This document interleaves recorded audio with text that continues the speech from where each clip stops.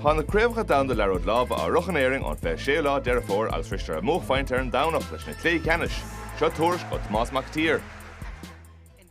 I gcluiche Ceannais Mná bhí Ciana Ní Churraoin ó chum an mícheál brannach a tuairtaigh Martina McMahon ó bhéile nachal cúnta le ní.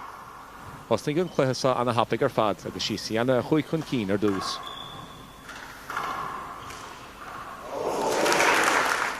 Ocraigh Martina isteach sa chluiche agus bhíidir inis chothairm sé faointe an taobh.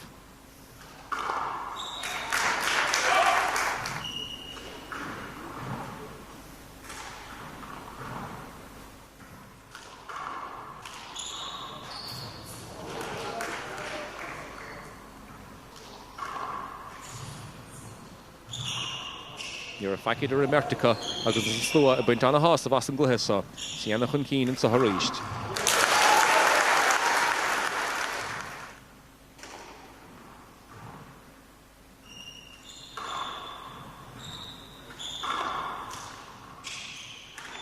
Bhí Martina ag tíalt an bhearna a rúna ach bhí Ciana ábhairt a fannach chun cín agus an bua sa híor chluiche 15 héineag.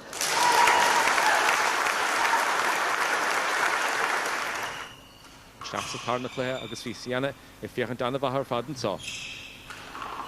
Bhí frostar chus a teachtar Martina agus ní raibh sí ábhairt a dul chun cín í anamh sa chluiche.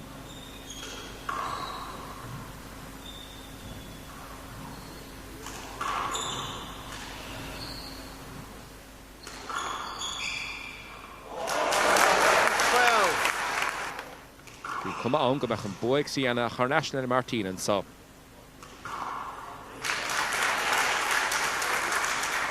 Cóthar manis cháscóir díag an taobh.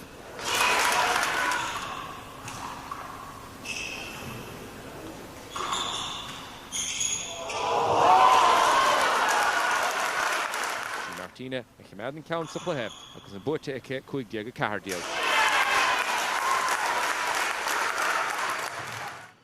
Isteach leos a bhóta réitigh agus lean an chluiche úntaach se tharaigh.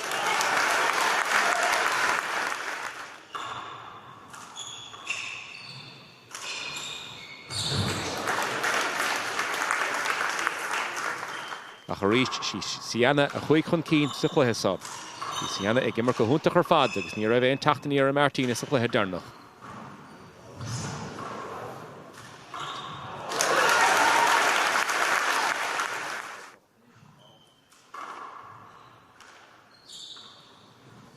An bua ag Ciana héine go hocht.